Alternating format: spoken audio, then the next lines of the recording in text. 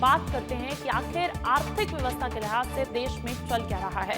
देखिए, सबसे पहले आपको बता देते हैं कि खबर का एजेंडा क्या है। दुनिया में टैरिफ की टेंशन, भारत बेफिक्र है, ऐसा हम क्यों कह रहे हैं जान लीजिए, क्योंकि खबर आपको विस्तार से बताने की बहुत ज्यादा जरूरत है। ब्लैक मंडे की खबर के बाद देश के मार्केट में चल क्या रहा है, सबसे पहले बात इस पर करते हैं, क्योंकि ये खबर आम जनता से सीधा सरोकार रखती है। निवेशकों के लिए राहत भरी खबर ये रही कि सोमवार को शेयर मार्केट में 18 लाख करोड़ के नुकसान के बाद उछाल आया। ऑस्ट्रेलिया से लेकर एशियाई बाजार तक में सुधार के संकेत मिले।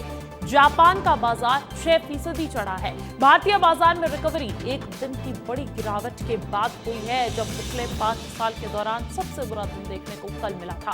सेंसेक्स 1600 अंक चढ़ा, 74,750 के पार पहुंचा और निफ्टी में 500 अंक की तेजी आई है। और इसके साथ साथ जहां ये उन लोगों के लिए अच्छी खबर है जिनको लग रहा था कि उनका पैसा शायद शेयर बाजार में फंस गया है, तो वहीं अच्छी खबर सोना चांदी खरीदने वालों के लिए भी है, क्योंकि मार्केट में चल रही ये हलचल सोने चांदी की कीमतों पर भी असर डाल रही है। वैश्विक मंदी के चलते शेयर बाजार में दबाव बढ़ने से सोना और चांदी के दामों में भी भारी गिरावट दर्ज की गई है। ऐसे में आपको दिखाते हैं 4 तस्वीरें। देश का इकोनॉमिक टाइम क्या कहता है। शेयर मार्केट में उछाल है, सोना चांदी इनकी कीमतों में गिरावट दर्ज की जा रही है। सोना चांदी सस्ता होता जा रहा है और आज का यही आंकड़ा कहता है। हालांकि अगर बात की जाए पेट्रोल डीजल पे, आपने खबर सुनी होगी कि जो एक्साइज ड्यूटी है वो 2 रुपए बढ़ा दी गई है, लेकिन इसमें अच्छी खबर ये है कि आम जनता की जेब पर इसका कोई सीधा असर नहीं है, यानी कि उनको पेट्रोल डीजल उन्हीं दामों पर मिलेगा। लेकिन घरेलू सिलेंडर महंगा जरूर हो गया है, 50 रुपए महंगा हो गया। अब ऐसे में आपको बता देते हैं, विस्तार से जान लीजिए इन्हीं चारों सेक्टर से जुड़ी हुई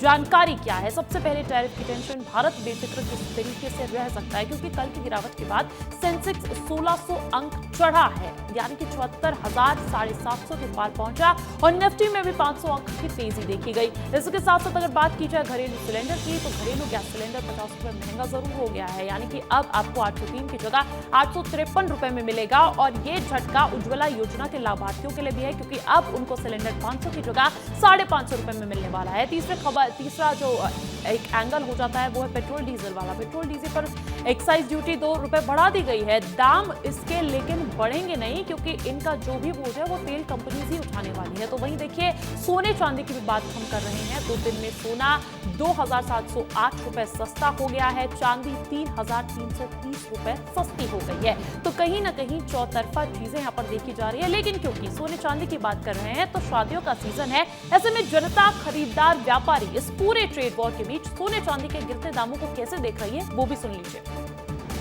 अमेरिका की नीति हैगी, फेडरल नीति हैगी, तो उसका असर ये देखने को मिल रहा है। हम चेन्स खरीदने आए हैं और कान के। विदेशों के अंदर कहीं भी अस्थिरता होती है, कुछ भी होता हैगा, और जिस प्रकार से विदेशों में भाव बढ़ते हैं, तो निश्चित तौर पे जो है वो पूरे विश्व के अंदर चांदी सोने के भाव बढ़ते हैं, और वही उसका असर जो था वो इंदौर के अंदर भी था। हम लेने आए हैं पेंडेंट और ये कान के, उठा रहे हैं 3,000 कम हो गया ना, इसका फायदा लेना आए हैं। चांदी 1,02,000 रुपये किलो हो गई थी, और सोना जो है 92 से बढ़ के 93,000 तक हो गया था। वही हमारा आज देखते हैं तो सोना 90,000 के भावेगा और चांदी जो है लगभग 92,000 के भाव। हम तो रिंग्स लेने आए हैं एंगेजमेंट के लिए, पहले से फायदा है।